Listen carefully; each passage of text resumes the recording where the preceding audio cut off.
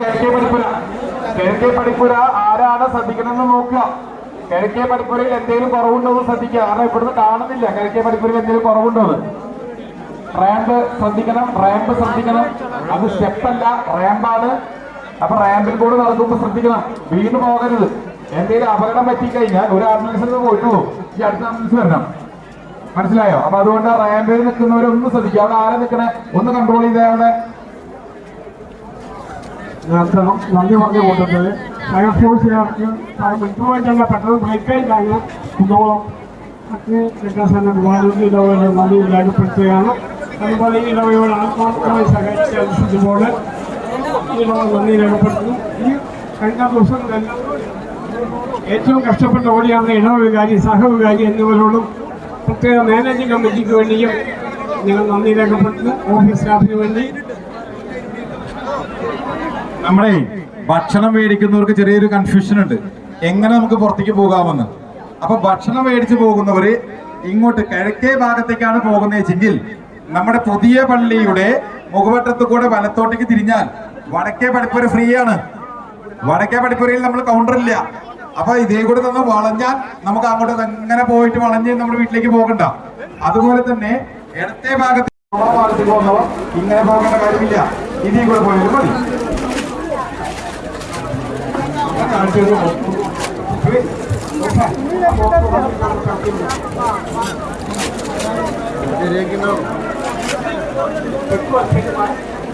ഇവിടെ കമ്പിന്റെ ഇട്ട് ശ്രദ്ധിക്കാൻ പറയണേ.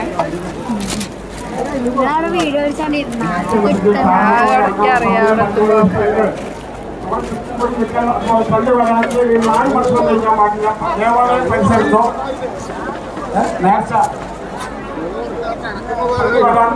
നേരത്തെ കഴിക്കാൻ നമ്മളെ വൈകി കൊച്ചുങ്ങൾ വീഴും. അതുകൊണ്ടൊക്കെ തന്നെ ഇന്നത്തെ ദിവസം ഒഴിവാക്കണം. സ്കൂളിലും വിദ്യാർത്ഥികളും സ്കൂളിന് മുമ്പിലും അവരിൽ നിന്ന് നേരത്തെ കഴിക്കണ്ടേ. സ്പീഡ് പോലെ നമ്മളെ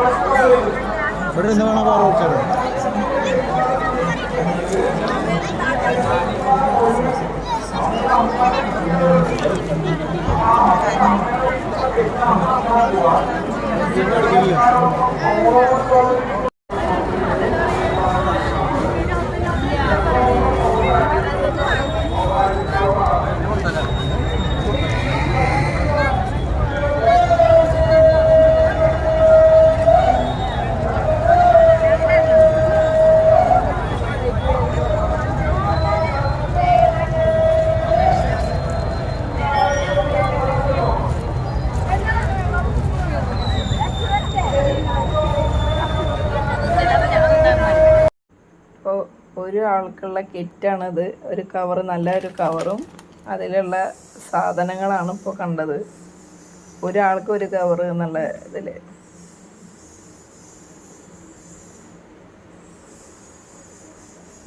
ഇതാണ് പഴഞ്ഞി പള്ളിയിലെ പെരുന്നാളിന് കിട്ടിയ ചോറ്, കറി, സാമ്പാർ, കടലപ്പേരി, പിന്നെ പപ്പടം,